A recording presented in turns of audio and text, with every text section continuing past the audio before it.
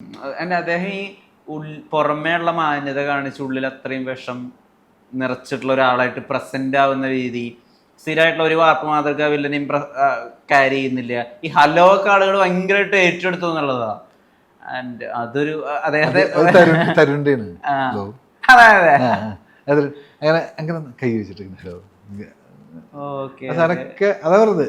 ഒരു അയാളെ കുറിച്ച് ഇങ്ങനെ വർക്ക് ചെയ്തിട്ടുള്ള ക്യാരക്ടറിന്റെ പൂർണ്ണത മനസ്സിലുണ്ടായിരുന്നു തരുന്നുണ്ടെന്നാണ് ഞാൻ തോന്നുന്നത്. ഞാൻ കണ്ടെടുത്തോളൂ കേട്ടോ. ഹലോ ഒക്കെ ഞാൻ സീനൊക്കെ എടുക്കുമ്പോൾ ഫസ്റ്റ് ഒക്കെ ഹലോ പറഞ്ഞ് വരുന്ന സാധനമൊക്കെ ഞാൻ ഉണ്ട് എടുക്കുമ്പോഴൊക്കെ. അപ്പോൾ തരുൺ പറഞ്ഞു കയ്യൊന്നും വെച്ചിട്ട് ഹലോ ഇത് അതൊക്കെ. കൊണ്ടാട്ട സോങ്ങിന് നിങ്ങൾ ആരും വിളിച്ചില്ലേ? സങ്കടമുണ്ട്. കൂടെ കുറെ പേര് ചാടാൻ നമുക്കും ചാടായിരുന്നില്ല. പക്ഷെ രൂപമൊക്കെ മാറിയായിരുന്നു. അത് ഇപ്പൊ ചെയ്തതല്ലേ. സിനിമകൾ വരുന്ന സമയത്ത് ഈ പുതിയ ആളുകളായിട്ട് കൊളാബറേറ്റ് ചെയ്യുന്നുണ്ടല്ലോ, അപ്പോഴൊക്കെ അതൊക്കെ ശ്രദ്ധിക്കപ്പെടുന്ന.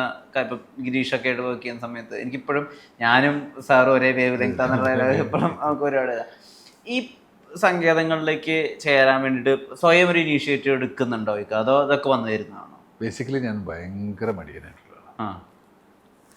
കുറേയൊക്കെ വന്നു ചേരുന്നതാണ്. ഞാൻ അന്വേഷിക്കുന്നില്ല എന്നല്ല, ഞാൻ അന്വേഷിച്ചതാവില്ല ചിലപ്പോൾ വന്നു ചേരുന്നതാണ്. ഞാൻ ചിലപ്പോൾ വേറെ ഒരു 10 പേരെ വിളിച്ചിട്ടുണ്ടാവും, അതൊന്നല്ലാതെ വേറൊരു ദിവസം ഒരു വിളി വരുന്നു. ഇപ്പം ഞാനിപ്പോൾ ചെയ്തുകൊണ്ടിരിക്കുന്ന ഒരു തമിഴ് വെബ് സീരീസാണ്. വിജയ് സേതുപതിയുടെ പ്രൊഡക്ഷൻ, വിജയ് സേതുപതി നായകനായിട്ടുള്ളത്. ഞാൻ ഒരു വർക്കും ചെയ്തിട്ടില്ല അതിന് വേണ്ടിയിട്ട്, പക്ഷെ സംഭവിക്കുന്നതാണ്. അപ്പം